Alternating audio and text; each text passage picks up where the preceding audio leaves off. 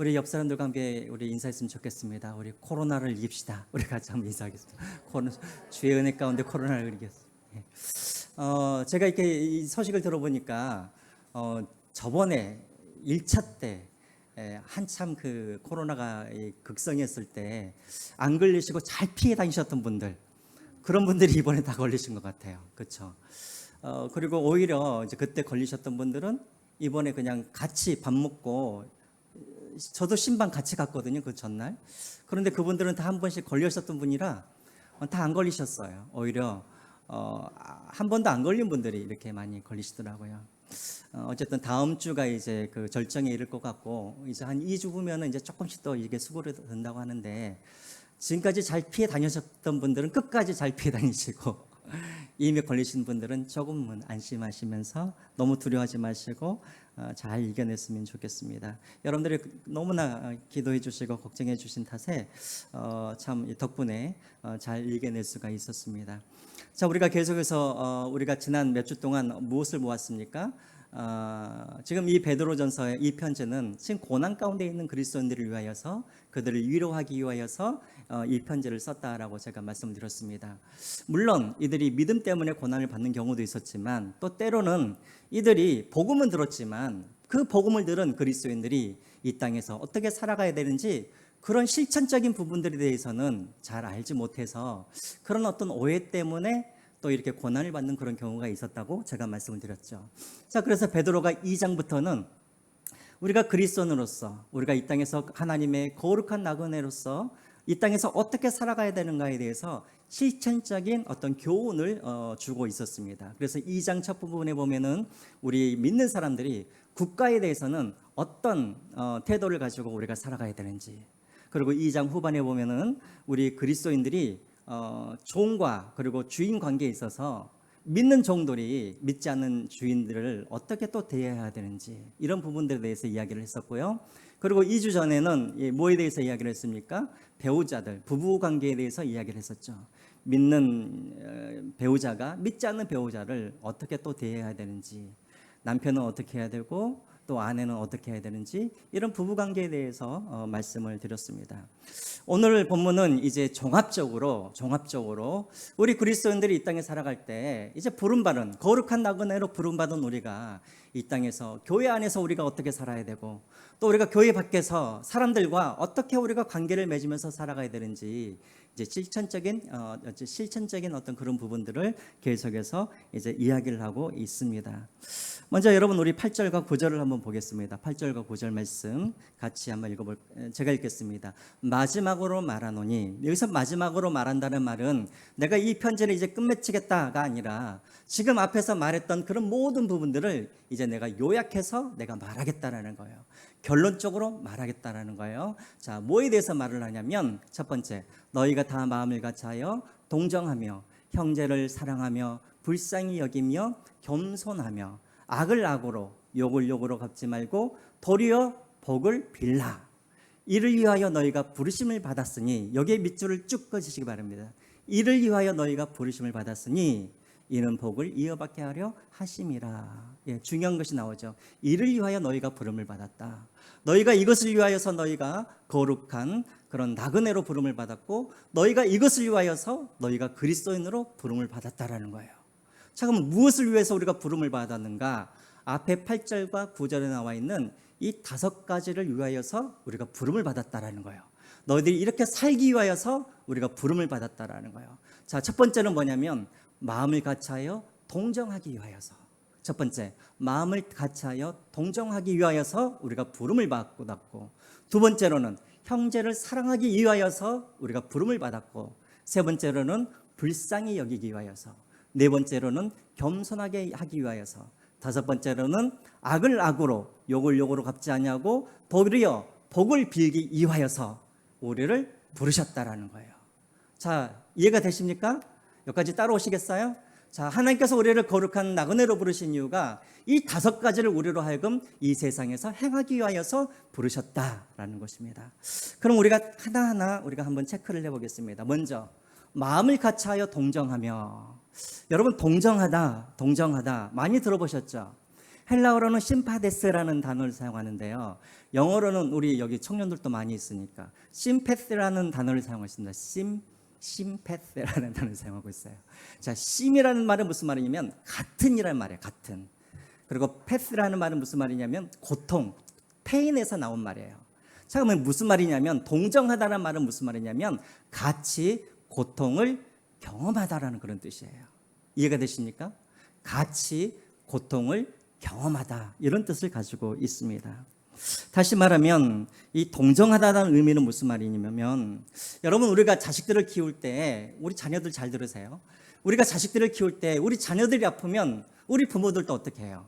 아이고 그냥 얘가 아픈가 보다 이럽니까? 아 이러세요? 아니죠. 내 자식이 배가 아프면 나도 모르게 어떻게 해요? 배가 아픈 것 같아요. 그렇죠? 내 자식의 손에 칼이 베이면 마치 내가 칼이 베인 것처럼 고통스러워요. 이게 여러분 동정하는 거예요. 다른 사람들이 슬퍼하면 나도 슬퍼하고 다른 사람들이 고통을 당하면 나도 똑같이 고통을 당하는 것, 이것이 바로 동정하다라는 것입니다. 그 사람의 고난이 나의 고난처럼 여겨지고 그 사람의 아픔이 나의 아픔처럼 느껴지는 것, 이것이 바로 동정이라는 거예요. 그래서 여러분 그리스도 교회 안에는 반드시 우리 안에 무엇이 있어야 되냐면 이런 동정하는 마음이 있어야 되는 거예요. 교회 안에는. 이것은 저의 말이 아니라 고린도전서 12장 28절에 사도 바울은 이렇게 말을 합니다. 우리 같이 한번 읽어볼까요? 시작. 만일 한 지체가 고통을 받으면 모든 지체가 함께 고통을 받고 한 지체가 영광을 얻으면 모든 지체가 함께 즐거워하느니라. 여러분 왜 다른 지체가 고통을 당하는데 나도 고통을 당해야 됩니까? 그 이유가 뭐예요?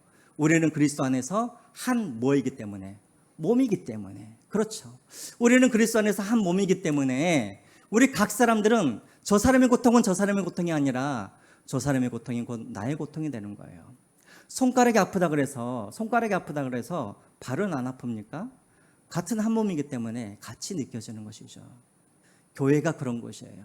교회가 어떤 성도는 아파서 힘들어하고 있는데 나는 성령 충만하고 나는 기쁘다? 그것은 교회가 아닌 거예요. 교회는 항상 이렇게 성도들 간에 동정하면서 저 사람의 기쁨이 나의 기쁨이 되어주고 저 사람의 고통이 나의 고통이 되어서 그 사람의 고통에 같이 참여하는 것, 이것이 바로 교회인 거예요. 자, 그런데 우리 교회를 보면, 아니 우리 교회뿐만 아니라 많은 교회들을 보면 이렇게 서로가 동정하는 경우가 많이 없어요. 왜 그럴까요? 예배는 왔다 갔다 하는데, 예배는 많이 드리는데 왜 저 사람의 고통이 나의 고통으로 여겨지지 아니하는가? 왜 그럴까요? 서로가 교제가 없기 때문에 그렇죠. 교제가 없기 때문에. 그래서 여러분 우리가 서로가 동정하고 서로를 연민하고 서로의 고통에 함께 동참하기 위해서는 먼저 교회 안에 회복되어야 할 것이 무엇이냐면 바로 소그룹이에요. 구역 모임이에요. 구역 모임을 통하여서 서로가 고통을 나누고 서로 기도해주고 함께 울어주고, 그래야 우리 안에 무엇이 생겨요? 동정하는 마음이 생기고, 그래야 교회가 건강하게 세워져 가는 거예요. 그래서 제가 저번에도 오후 시간에 여러분들에게 말씀드렸지만 우리 교회는 앞으로 좀 중점적으로 해야 할 일은 무엇이냐면 소그룹을 좀 활성화할 필요가 있어요. 구역 모임을 좀 활성화해서 좀 서로가 고통을 서로 나누고 동정하고 이런 교회 분위기가 되어져야 해요.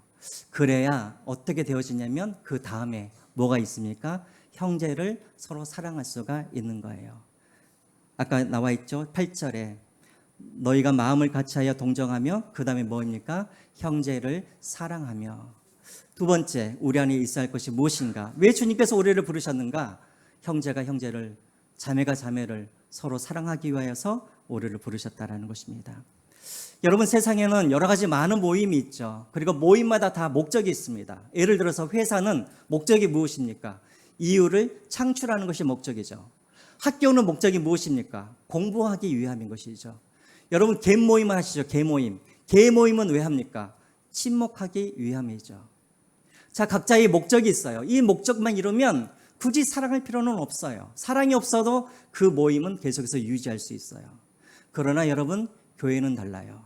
교회는 아무리 교회 안에 예배가 있고 성경 공부가 있고 아무리 교회 안에 은사가 충만하고 아무리 교회가 웅장한 그런 건물을 가지고 있어도 교회 안에 뭐가 없으면, 사랑이 없으면 그 교회는 어떻게 돼요? 아무것도 아닌 거예요. 왜 여러분 교회는 사랑이 중요할까요? 왜 사랑이 중요할까요? 교회의 시작은 무엇으로부터 시작이 되어졌냐면 사랑으로부터 시작이 되었기 때문에 그래요. 여러분 교회는 어떤 곳이에요? 하나님 앞에 구원받는 성도들의 모임이 교회예요. 우리가 언제 구원을 받았어요? 하나님이 세상을 이처럼 뭐하사? 사랑하사. 하나님의 사랑 때문에 우리가 구원을 받았고 구원받는 백성들의 모임이 뭐예요? 교회예요. 그래서 교회는 당연히 사랑이 있어야 되는 거예요. 또 요한일서 4장 8절에 뭐라고 되어 있습니까? 하나님은 무엇이라? 사랑이시라. 하나님 자체가 사랑인 거예요. 여기는 하나님의 교회예요. 하나님의 집이에요. 그러면 당연히 교회 안에 무엇이 있어야 돼요? 사랑이 있어야 돼요. 거꾸로 말하면 교회에 사랑이 없으면 거기에는 뭐가 없다는 뜻이에요? 하나님이 아니 계신다라는 뜻이에요. 그래서 여러분 교회가 아무리 모든 것을 다 갖추었을지라도 사랑이 없으면 교회가 아닌 것이죠. 그래서 여러분 고린도전서 13장 13절에 이런 말씀이 있죠. 같이 한번 읽어볼까요? 시작. 그런즉 믿음, 소망, 사랑 이 세 가지는 항상 있을 것인데 그 중에 제일은 무엇이라? 사랑이라 라는 거예요. 아무리 우리 안에 믿음이 있고 소망이 있더라도 우리 안에 사랑이 없으면 그것은 교회가 아니고 그 사람은 그리스도인이 아닐 수도 있다라는 것입니다. 세 번째, 두 번째, 하나님은 우리로 하여금 사랑하기 위하여서 우리를 부르셨다라는 것입니다.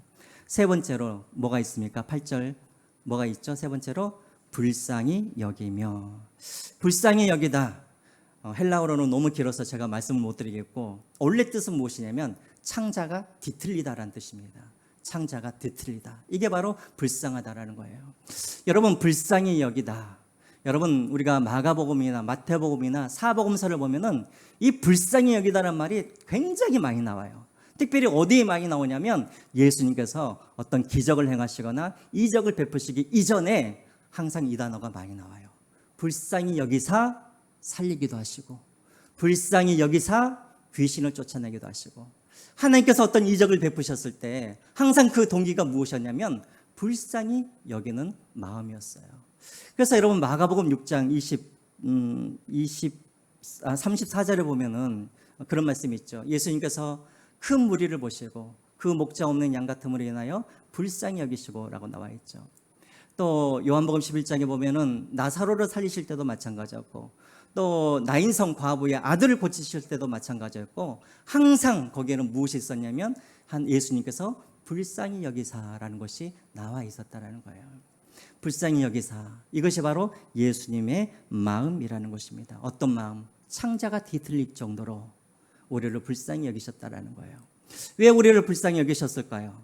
예수님은 우리의 연약함을 알고 계시거든요. 예수님은 우리가 죄 앞에서 우리는 절대 무능력한 존재라는 것을 예수님은 알고 계시거든요. 그래서 왜 우리가 넘어질 수밖에 없는지, 왜 우리가 죄를 지을 수밖에 없는지, 왜 우리가 때로는 예수님을 배반하는 자인지 예수님은 너무나 잘 알고 계세요. 우리의 연약함을, 우리의 죄상을. 그래서 예수님은 불쌍하게 여기시는 거예요. 우리 안에도 이런 마음이 있어야 됩니다. 그래서 여러분 예수님을 보세요. 불쌍히 여기는 그런 마음이 있었기 때문에 죄인은 미워하시되 죄인은 미워하지 않으셨어요. 그래서 여러분 간음하는 한 여자가 예수님 앞에 나왔을 때 예수님은 그 여자한테 너는 죄가 없다라고 말씀하신 적이 없어요. 그의 죄에 대해서 반드시 지적하셨어요. 하지만 그 죄인이었던 그 여자는 어떻게 하십니까? 용서하시죠. 이것이 바로 무엇이에요? 불쌍히 여기는 마음이 있었기 때문에 그렇다라는 것입니다. 여러분 우리도 마찬가지예요. 교회 안에 그리스도인들 안에 불쌍하는 마음이 있어야, 그런 마음이 있어야 우리가 서로를 미워하지 아니하고 죄는 미워하되 우리가 그 사람은 우리가 용서할 수 있고 사랑할 수가 있는 거예요. 알거든요.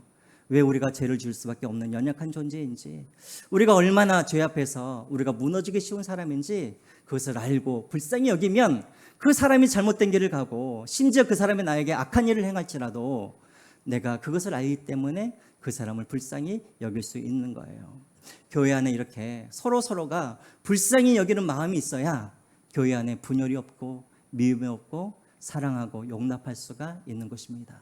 이것을 위하여서 우리를 부르셨다라는 거예요. 자, 네 번째로 겸손입니다. 겸손은 뭐 더 말할 것이 없죠. 겸손이라는 게 여러분 뭐예요? 남을 나보다 어떻게 여기는 거예요? 낮게 여기는 것이죠. 낮게. 저 사람은 나보다 항상 나은 사람이라고 여기는 거예요. 그렇죠? 나보다 낫다라고 생각을 하게 되어지면 항상 나는 어떤 마음이 있을까요? 그 사람에 대해서 존경하는 마음이 있겠죠. 그 사람이 비록 잘못한 일을 할지라도 내가 정말 겸손한 마음을 갖고 있다면 야, 저런 사람도 넘어지는데 나는 더 근신해야지 라는 마음이 생기겠죠. 그러나 겸손한 마음이 없고 교만한 마음이 있다면 항상 어떤 마음이 생기겠습니까? 뭔가 하나 실수를 하면 내가 정말 저 사람 저럴 줄 알았어 하고 비난하고 계속해서 지적하고 그러겠죠. 예수님께서 하나님이 우리를 부르시는 이유 겸손하기 위함이라는 것입니다. 마지막으로 무엇을 위해서 부르셨다고요? 9절 다시 한번 볼까요? 악을 악으로 욕을 욕으로 갚지 말고 도리어 복을 빌도록 하기 위하여서 우리를 부르셨다라는 것입니다. 여러분, 누군가가 여러분들에게 부당한 대우를 할 때 여러분 우리는 똑같이 그것을 갚아주고 싶죠. 누군가가 나에게 욕을 하면 나도 욕을 하고 싶고 누군가가 나에게 악을 행하면 나도 같이 악을 행하고 싶은 것이 인지상정인 것이죠. 그러나 하나님은 우리를 부르셨을 때 그렇게 살도록 하기 위해서 우리를 부르신 게 아니라는 거예요. 우리를 부르신 이유는 다른 사람들이 나에게 악을 행할지라도 나는 악이 아니라 다른 사람들이 나에게 욕을 행할지라도 욕이 아니라 도리어 복을 빌어주기 위하여서 우리를 부르셨다라는 것입니다. 여러분 한번 상상을 해보세요. 오늘 저기 우리 이내도 와 있는데 내가 장사를 잘하고 있어요. 근데 내 옆에 똑같은 직종에 또 이렇게 가게가 또 생겼어요. 어떻게 그 사람을 내가 용납할 수가 있겠어요? 어떻게 그 사람에게 내가 복을 빌어줄 수가 있겠어요? 그런데 하나님은 우리로 그렇게 살도록 부르셨다라는 거예요. 악을 악으로 행하지 말고 복을 빌어주도록 위해서. 제가 아는 한 목사님이 계세요. 이분은 저도 그런 경우가 많이 있는데 이렇게 차를 운전하다 보면은 막 앞으로 끼어들 때가 있잖아요. 그럼 나도 모르게 어떤 이야기가 나옵니까? 막 모르는 영어가 나오죠. 막 IC, AC 하면서 영어를 하게 되잖아요. 그런데 제 친구 목사님이 갑자기 운전을 하다가 IC 했는데 뒤에 있던 이 아들이 깜짝 놀라더래요. 아니 우리 아빠가 목사인데 어떻게 저런 말을 할 수가 있는가 하면서 그때 얼마나 막 얼굴이 낯뜨겁고 얼마나 이렇게 부끄러운지 몰랐대요. 그래서 결심을 했어요. 앞으로 차가 껴들면 나는 IC가 아니라 갓브레스유를 내가 하겠다. 그래서 그 뒤부터 차가 껴들거나 누가 경적을 울리면 IC 하는 대신에 갓브레스유 그랬대요. 근데 여러분 놀라운 거 뭐냐면 그렇게 했더니 의지를 들여서 이렇게 했더니 전에는 IC를 하면은 그 다음에 더 분노가 더 많이 생기더라요. 그런데 갓브레슈 하니까 그 분노가 오히려 사그러들고 오히려 마음에 안전을 찾았다라고 그렇게 해요.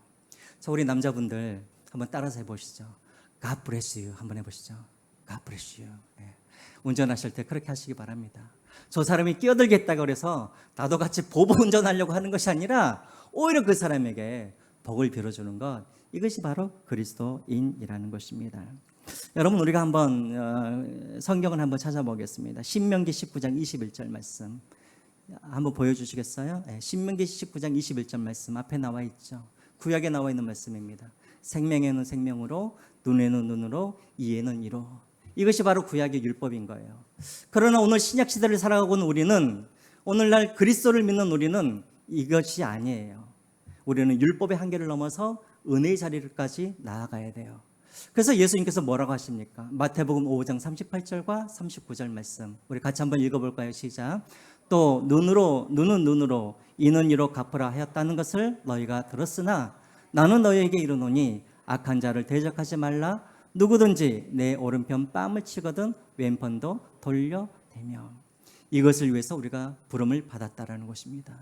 그러므로 여러분, 누군가가 여러분들에게 악을 행하고 해를 가할지라도 갚지 마시고 그들에게 오히려 복을 빌어주시기 바랍니다. 목사님, 그게 어떻게 가능하겠습니까? 그럴 때마다 여러분들이 한 가지 기억하시기 바랍니다. 우리 누가복음 10장 5절과 6절 말씀 있습니까? 우리 같이 한번 보죠.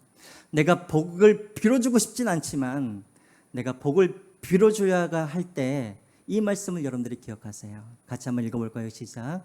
어느 집에 들어가든지 먼저 말하되 이 집이 평안할지어다 하라. 만일 평안을 받을 사람이 거기에 있으면 너희의 평안이 그에게 머물 것이요 그렇지 아니하면 너희에게로 돌아오리라. 무슨 말인지 알겠죠? 여러분들이 복을 빌어요. 근데 그 사람의 복을 받을 자격이 없어요. 그럼 그 복이 누구에게 돌아온다고요? 우리에게로 다시 돌아온다고요. 그래서 여러분 복을 빌어주세요. 복을 빌어주세요. 복을 빌어주시면서 야 이거 받지 말았으면 좋겠는데 이런 마음으로 빌지 마시고 진실된 마음으로 복을 빌어주시고, 그래서 그 사람이 정말 복을 받을 자격이 없으면 그 복이 다시 나에게 돌아온다는 것을, 이것은 약속인 거예요. 예수님의 약속. 그렇게 믿으시고 복을 빌어주는 여러분들이 되었으면 좋겠습니다. 이것을 위하여서 우리가 부름을 받았다라는 거예요. 그럼 왜 하나님께서 우리를 이렇게 부르셨는가? 왜 우리를 동정하고 사랑하고 불쌍히 여기고 겸손하고 악을 악으로 갚지 아니하고 오히려 복을 빌어주는 이것을 위하여서 왜 우리를 부르셨는가? 그 목적이 있습니다. 다시 한번 여러분 8절을 한번 보시기 바랍니다. 9절을 한번 보시기 바랍니다. 9절 제일 뒤에 뭐라고 나와 있어요? 이는 복을 이어받게 하려 하심이라 라고 되어 있어요. 우리가 이렇게 살아가야 할 이유가 무엇이냐면 복을 이어받게 하기 위함이라는 거예요. 여러분 여기서 나와 있는 이 복은 어떤 복을 말할까요? 어떤 복? 어떤 복을 말할까요? 여기서 말하는 복. 여러분들에게는 어떤 복이 지금 약속되어 있어요? 천국, 또 뭐가 있어요? 영생, 하나님의 나라, 또 예수 그리스도. 이것이 바로 우리에게 복이죠. 우리가 이렇게 살아간다면 우리만 그 복을 얻을 뿐만 아니라 내가 이렇게 대할 때 내 상대도 바로 이 복을 함께 누리게 된다라는 거예요. 그러므로 우리가 이렇게 살아가야 된다는 것입니다. 이해가 되신가요? 예. 나만 영생과 천국과 예수 그리스도의 복을 얻는 것이 아니라 우리가 이 땅에서 동정하고 불쌍히 여기고 사랑하고 인내하고 겸손하고, 그리고 우리가 그들에게 복을 빌어줌으로 말미암아 나만 복을 얻는 것이 아니라 내게 있는 이 복이 다른 사람들에게도 흘러갈 수 있도록 이 복이 이어지게 하도록 하기 위하여서 우리를 부르셨다라는 것입니다. 이해가 되시죠? 자, 이해가 되십니까? 좀 빠른가요, 제가? 네, 제가 지금 식은땀이 나고 있어요. 아직도 코로나가 이렇게 났는데 아직도 기침이 계속 나고 기력이 좀 딸리는 것 같아요. 기력이. 가지고 지금 빨리 지금 가야겠다. 조금 오래 있다가는 내가 쓰러지겠다 싶어서 좀 빨라지고 있어요. 자, 그리고 나서 베드로가 10절부터 12절까지는 어떤 이야기를 하고 있냐면 시편 34편의 말씀을 가지고 갑자기 이야기를 하는 거예요. 지금 앞에 보이시죠? 10절, 12절, 12절은 시편 34편 말씀이에요. 왜 이 말씀을 가지고 이야기를 하는가? 이제 결론적으로 예를 드는 거예요. 우리가 어떻게 이 땅에서 우리가 의인으로서 이 땅에서 살아가야 되는지에 대해서 말을 하고 있습니다. 그러니까 다시 말하면 앞에 있는 내용을 갖다가 다시 반복하고 이야기하고 있는 거예요. 여러분 시편 34편 말씀 어떤 내용이냐면 다윗이 미친 척을 하면서 그곳을 빠져나온 적이 있었어요. 어디였죠? 블레셋 가드 왕 누구 앞에서? 아기스 왕 앞에서.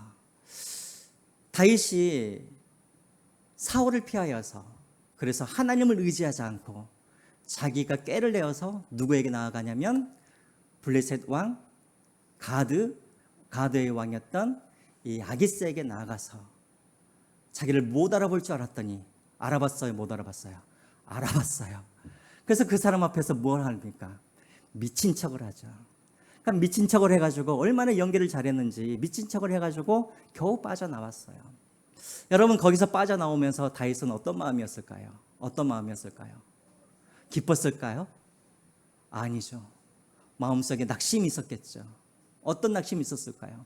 나는 그래도 하나님 앞에서 기름 부음 받은 하나님의 나라의 그런 이스라엘의 왕인데 내가 저 이방인의 왕 앞에서 내가 미친 척하면서 내 목숨을 그렇게 구걸하였던 자기의 모습을 보면서 얼마나 환탄이 되었겠습니까? 그러면서 이 시를 쓴 거예요. 의인은 이렇게 살아가야 한다라고 시를 쓴 거예요. 자, 그것이 무엇이냐면 10절, 11절, 12절 말씀이에요. 시편 34편에 나와 있는 말씀인데 우리 같이 한번 읽어보겠습니다. 시작. 그러므로 생명을 사랑하고 좋은 날 보기를 원하는 자는 혀를 금하고 악한 말을 그치며 그 입술로 거짓을 말하지 말고 악에서 떠나 선을 행하고 화평을 구하며 그것을 따르라. 주의 눈은 의인을 향하시고 그의 귀는 의인의 간구에 기울이시되 주의 얼굴은 악행하는 자들을 대하시느니라 하였느니라. 베드로가 지금 마지막에 이 시편 말씀을 가지고 기록한 이유는 무엇이냐면 쉽지 않아요. 우리가 이 땅에서 남들을 동정하고 불쌍히 여기고 그리고 사랑하고 겸손하고 남들에게 복을 빌어주는 것 쉽지 않은 일들이에요. 그러함에도 불구하고 계속해서 우리는 의인으로 살아가라는 거예요. 왜? 12절에 나와 있죠. 우리 하나님은 보고 계세요. 그리고 우리 하나님은 듣고 계세요. 그리고 우리 하나님은 반드시 우리가 간구하면 들어주시는 하나님이세요. 충분히 그렇게 살아갈 수 있도록 하나님은 우리를 도와주신다라는 거예요. 반면에 우리에게 악을 끼치는 자는 하나님께서 반드시 주의 얼굴을 악행하는 자들에게 대하시느니라. 무슨 말입니까? 심판하실 거라는 거예요. 그렇기 때문에 비록 낙심이 되고 하기 힘들지만 이 땅에서 어떻게 살아가라고요? 아까 부르시는 대로 그렇게 동정하면서 불쌍히 여기면서 사랑하면서 겸손하면서 그렇게 살아가라는 거예요. 무슨 말인지 아시겠죠? 자, 그래서 그렇게 예를 들면서 이야기를 하고 있는 것입니다. 자, 그리고 이제 13절부터 17절까지는 어떤 내용이냐면, 자, 그러면 이렇게 이야기할 수가 있죠. 목사님, 아무리 다른 사람들이 나에게 핍박을 하고 아무리 다른 사람들에게 내가 고난을 줘도 내가 계속해서 내가 그 사람들을 동정하고 불쌍히 여기고 사랑하고 겸손하고 그들에게 복을 빌어주면 그러면 고난이 멈춥니까? 그러면 그 사람들이 나를 핍박하지 않습니까? 어떡할 것 같으세요? 여러분, 우리 그리스도인들이 이 땅에서 선을 행하고 살아가면 우리에게는 고난이 있을까요? 없을까요?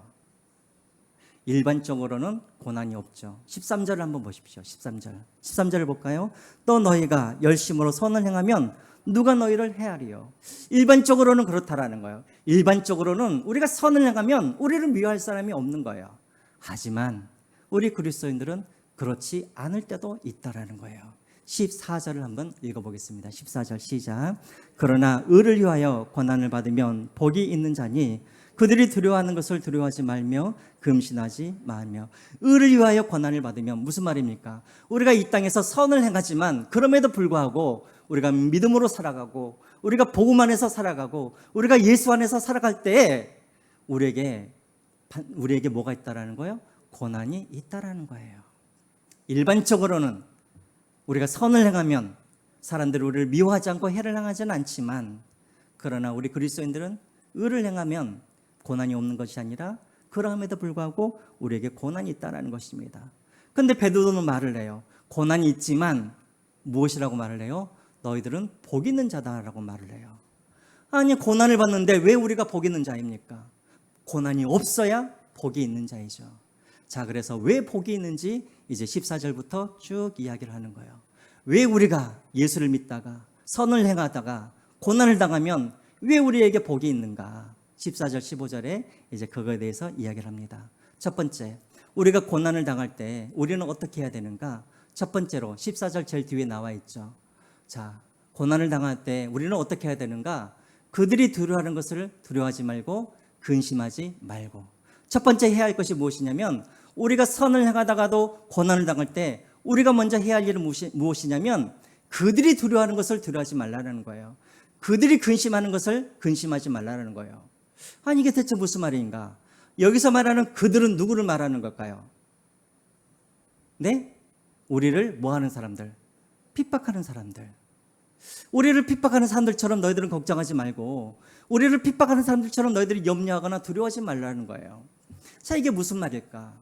여러분, 세상 사람들은 선을 행하다가 고난을 당하면 선을 행하지 않아요. 왜 그럴까요? 왜 세상 사람들은 선을 행하다가 고난을 당하면 이 사람들은 그 선한 것을 포기해버릴까요? 두려움이 있기 때문이죠. 어떤 두려움이 있을까요? 내가 착하게 살면 손해를 본다라는 그런 두려움이 있겠죠. 내가 착하게 살면 사람들이 나를 무시한다라는 그런 두려움이 있겠죠. 내가 착하게 살면 사람들이 나를 업신여기고 나에게 경제적인 어떤 손실을 입을 것이라는 그런 마음들이, 두려움이 사람들에게는 있는 거예요. 그래서 세상 사람들은 선을 행하다가도 자기가 손해볼 것 같으면 선을 어떻게 해요? 선을 행하는 것을 멈춰버리는 거예요. 그것을 두려워하지 말라는 거예요. 너희들 선을 행하다가 고난을 받을 수 있다고 고난을 받을 수 있어요. 내가 착한 일을 하다가 나에게 경제적인 손실이 올 수도 있고 사람들이 나를 업신여길 수도 있고 내가 여러 가지 불이익을 당할 수도 있어요. 하지만 너희들은 세상 사람들처럼 두려워하지 말라라는 거예요. 계속해서 선을 행하라는 거예요. 자, 두 번째, 뭘 해야 되는가? 15절을 한번 보겠습니다. 15절. 따라오고 계시죠? 따라오고 계시죠? 안 그러면 처음부터 다시 시작해요. 자, 15절 앞에 부분만 한번 읽어보겠습니다. 두 번째, 고난을 당할 때 어떻게 해야 되는가? 너희 마음에 그리스도를 주를 삼아 거룩하게 하고. 두 번째, 우리가 선을 행하다가도 고난을 받을 때 우리는 어떻게 해야 되는가? 거룩하게 살라는 거예요. 거룩하게. 참 희한한 것은 지금 우리 새벽기도 때 우리 레이기 다시 시작하였죠. 그렇죠? 오늘 아침에 여러분 19장을 했었을 때 우리가 거룩에 대해서 배웠죠. 거룩이 뭐라 그랬어요? 거룩이 뭐라 그랬죠? 거룩은 우리가 교회 와서 열심히 성경 공부하고 기도 열심히 하고 하나님 앞에 예배 열심히 드리면 이게 거룩이라고 그랬어요? 물론 이것도 거룩이긴 거룩이에요. 그러나 여기에서만 끝나면 거룩이 아니에요. 어디까지 나아가야 되냐면 우리 일상의 삶까지 우리가 나아가야 되는 거예요. 거룩이란 게 무엇인가? 히브리어로는 카다시라고 하는데 이것은 구별하다, 분별하다 이런 뜻이에요. 다시 말하면 우리가 세상 사람들과 다르게 살아가는 것이 거룩인 거예요. 어떻게? 오늘 여기서 나와 있죠. 여러분 한번 생각을 해보세요. 세상 사람들은 누군가가 악을 행하면 세상 사람들은 어떻게 반응해요? 같이 악을 행하죠. 세상 사람들은 누군가가 욕을 하면 세상 사람들은 어떻게 반응을 해요? 같이 욕을 해주죠. 하지만 우리는 그러지 말라라는 거예요. 우리는 구별되어야 된다라는 거예요. 어떻게? 다른 사람들이 욕을 해도 내가 욕하지 아니하고 다른 사람들이 악을 행하도 악을 행하지 아니하고 오히려 복을 빌어주고 오히려 불쌍히 여겨주고 오히려 사랑하고 오히려 겸손하고 오히려 그들을 동정하고 이렇게 하라는 거예요. 이렇게 거룩하게 그 고난을 받아들이라는 거예요. 목사님 어떻게 그것이 가능합니까? 가능해요. 어떻게 가능하느냐? 15절에 나와 있죠. 그 비결이 거룩하게 하고 그 앞에 뭐라고 나와 있습니까? 너희 마음에 그리스도를 뭘로 삼고? 주로 삼고. 우리가 어떻게 이 땅에서 내가 손해를 받고 있음에도 불구하고 내가 불이익을 당하고 어리석다는 말을 들으면서도 불구하고 내가 계속해서 살아가면서 거룩하게 내가 살아갈 수가 있는가? 방법은 딱 한 가지예요. 예수님을 나의 무엇으로 삼으면? 주인으로, 왕으로 삼으면 그렇게 살아갈 수가 있다는 거예요. 예수님께서 나의 왕이시기 때문에 나의 인생을 책임져 줄 줄 믿고 우리는 어떻게 살아가면 되는 거예요? 말씀대로 거룩하게 살아가면 된다라는 거예요. 이해가 되시죠? 자, 그러면 우리가 왜 이렇게 살아가야 되는가?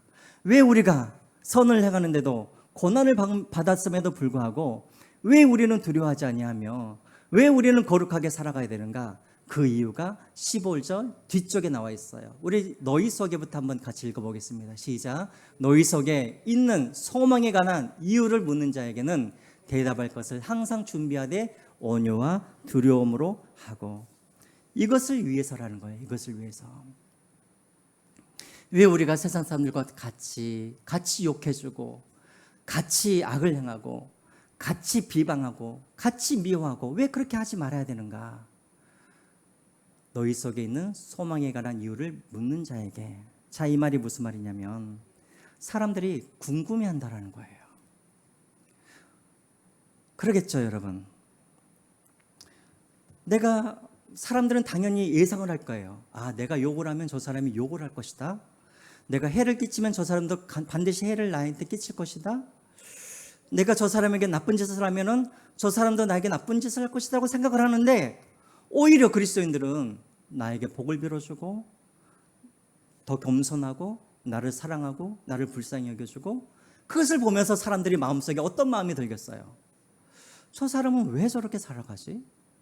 저 사람은 마음속에 대체 어떤 빽이 있길래 저 사람은 지금 무엇을 믿고 있길래 저 사람은 저렇게 살아가는가? 그들 안에 무엇이 생기냐면 궁금증이 유발된다라는 거예요. 여러분, 내가 정말 이 땅에서 거룩하게 그리스도인답게 잘 살고 있는가, 잘 살고 있지 않는가, 무엇으로 알 수가 있는가? 사람들이 나를 보고 궁금해할 줄 알아야 돼요. 왜 저 사람은 저렇게 살아가지? 왜 저 친구는 대학에 떨어졌는데도 쟤는 저렇게 행복하면서 살아가지? 왜 저 사람은 사업이 실패했는데도 불구하고 저 사람은 저렇게 행복하면서 살아가고 있지? 왜 저 사람은 암에 걸렸는데도 저 사람은 낙심하지 않냐고 저렇게 기뻐하며 살아가지? 그리스도인들은 이렇게 사람들에게 어떤 궁금증을 유발하는 사람들이 바로 그리스도인인 거예요. 제가 전에 있던 교회에 한 집사님이 그러셨어요. 그분은 이제 교회 다닌 지 얼마 안 되셨었는데, 이분은 여자분이신데 서울대를 나오셨어요. 그리고 중학교에서 수학을 가르치셨던 분이었어요. 그리고 남편도 너무나 잘 나가는 분이었어요.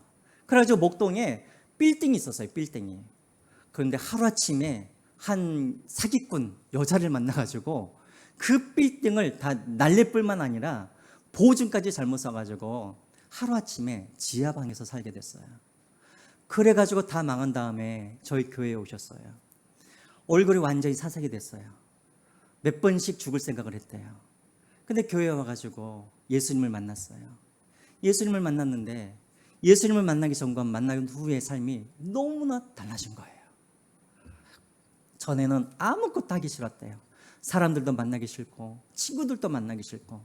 자, 그런데 예수 그리스도를 만나니까 그 잃어버린 그 빌딩이 아무것도 아닌 것처럼 느껴진다는 거예요. 왜? 나는 이제 천국에 가면 나의 영원한 집이 있는데, 천국에 가면 내가 영원히 살 집이 있는데, 내가 이제 앞으로 살면은 10년, 20년밖에 더 살겠습니까, 목사님? 그러면서 이제 하나도 안 아깝다라는 거예요. 그러니까는 그가 그렇게 변하니까는 애들이 물어보더래요. 애들이, 교회를 안 다니는 애들이, 엄마 요즘에 무슨 일이 있어? 라고 물어보더래요. 그래가지고 이 집사님이 이야기를 했어요. 내가 이제 교회를 다니기 시작했고 예수를 만났고, 예수님을 만나면서 내가 정말 세상에서 가장 가치 있는 일이 무엇인지를 그가 알았다라는 거예요. 그래서 애들한테 그 이야기를 다 해줬어요. 물론 걔네들은 아직 교회를 다니진 않지만 가끔씩 이제 엄마랑 오기도 했었는데, 이거예요, 여러분. 우리가 정말 예수님을 우리가 잘 믿으면, 정말 내가 이 땅에서 거룩한 삶을 살아간다면 반드시 사람들은 우리를 보고 궁금해하는 거예요. 왜 저 사람은 저렇게 살아가지? 저 사람은 대체 무슨 빽이 있지? 저 사람은 뭘 믿고 저렇게 행복하지? 궁금증을 갖게 된다는 거예요. 그런데 여러분 한번 생각을 해보세요. 고난이 왔어요. 세상 사람들과 똑같이 욕을 해요. 세상 사람들과 똑같이 악을 악으로 갚아줘요. 세상 사람들과 똑같이 눈은 눈으로, 이는 이로, 생명은 생명으로 갚아줘요. 사람들이 궁금증이 생기겠어요? 야, 예수를 믿는 거나 예수를 안 믿는 사람이나 다 똑같다 그러겠죠. 그래서 그렇게 살아가는 거예요.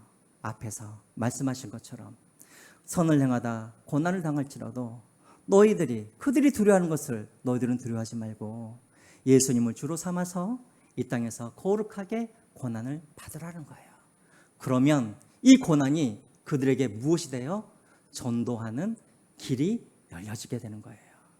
아시겠죠, 여러분? 그래서 여러분, 우리가 고난이 오면 왜 우리에게 복된 일인가? 이 고난을 우리가 잘 받으면 이 고난이 오히려 다른 사람들에게 복음을 증거하는 그런 길이 되기 때문에 그렇다라는 것입니다. 여러분들에게 한번 질문할게요. 스스로 여러분도 한번 질문을 해보시죠. 나는 왜 예수를 믿고 있는가? 한번 질문을 해보세요. 왜냐하면 준비를 하셔야 되잖아요. 어떤 사람들이 여러분들에게 당신은 뭐가 좋아서 그렇게 예수를 믿습니까? 당신 안에 고난이 왔는데도 불구하고 그렇게 행복하고 즐거워하는 이유가 무엇입니까? 라고 물어봤을 때 여러분들도 대답할 것들을 준비를 해야 되잖아요. 지금 한번 생각을 해보세요. 나는 왜 예수를 믿고 있지? 나는 왜 고난이 와도 나는 기뻐할 수밖에 없지? 나는 왜 사업이 잘 안 되고, 나는 왜 실패해도 나는 왜 기뻐하고 만족할 수밖에 없지? 여러분들이 한번 생각을 해보세요. 그리고 누군가가 여러분들에게 질문을 할 때 여러분들이 무엇이라고 답할 것인지 여러분들이 한번 생각해 보시기 바랍니다. 딱 5초 드릴게요. 5초. 생각해 보세요. 왜? 이유가 있죠.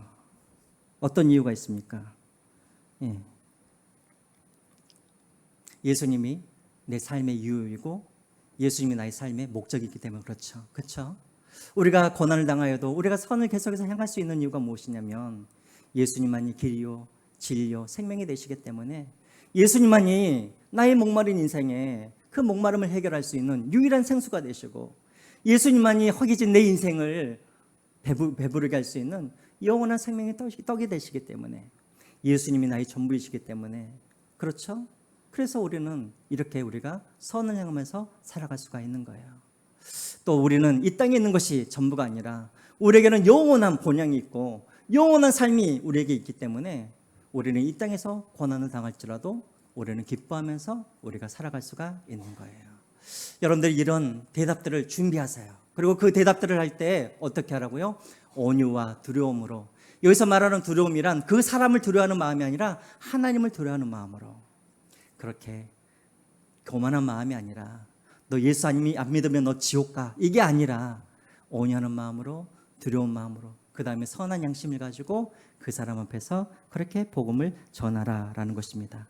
그러면 어떤 일이 일어나는가? 16절 뒷부분을 한번 보시죠. 16절 뒷부분에 너희의 선행을 욕하는 자들로 그 비방하는 일에 부끄러움을 당하게 하려 함이라 라고 되어 있습니다. 이 말이 무슨 말일까요? 우리를 핍박했던 사람들이 우리가 그렇게 살아가고 그리고 우리가 그렇게 하는 고백을 들으면서 야 내가 잘못 생각했구나 라는 것들을 그 사람들도 깨닫게 된다라는 것입니다. 여러분 이제 결론입니다. 마치겠습니다. 제가 얼마 전에 검진을 하다가 이제 건강 신호가 위험 신호가 좀 왔어요. 이제 당뇨도 당신은 조심해야 됩니다. 이런 신호도 왔어요. 그래서 제가 이제 당뇨를 한번 찾아봤는데 그런 이야기가 있더라고요. 당뇨는 참 위험한 병이래요. 그런데 또 당뇨는 참 좋은 병이래요. 이게 대체 무슨 말인가 했더니 당뇨가 정말 위험하긴 하지만 당뇨를 잘 관리만 하면 오히려 건강한 사람보다도 소식을 하게 되어지고 또 운동도 열심히 하게 되어지고 계속해서 자기의 몸을 잘 관리하기 때문에 오히려 당뇨 있는 사람들이 오히려 건강한 사람보다도 더 오래 살 수가 있다라는 거예요. 물론 여러분 당뇨가 좋은 것은 아니죠. 하지만 이것을 잘 관리하면 이것이 오히려 장수할 수 있는 비결이 된다는 거예요. 고난도 마찬가지예요. 여러분 우리가 선을 행할 때 고난을 당하면 누가 그것이 좋겠습니까? 저라도 싫죠. 힘들죠. 그러함에도 불구하고 우리가 이 고난을 우리가 잘 관리하고 그래서 이 고난을 우리가 오히려 우리가 거룩하게 우리가 그리스도인답게 이 고난을 우리가 잘 받아들인다면 이 고난이 오히려 복이 되어지고 이 고난이 오히려 다른 사람들에게 복을 전하는 그러한 중요한 수단이 될 수가 있다는 것입니다. 그러므로 여러분 이 고난이 올 때마다 하나님께서 이것을 통하여서 하나님께 영광 돌리라는 거구나 라고 생각하시고 오늘 나와 있는 이 말씀처럼 고난이 올수록 더 동정하시고 사랑하시고 불쌍히 여기시고 겸손하시고 악을 악으로가 아니라 복을 빌어주고 거룩하게 고난을 이겨낼 수 있는 여러분들이 되시기를 주님의 이름으로 부탁드립니다. 우리 같이 한번 우리 기도하고 우리 예배를 마치겠습니다.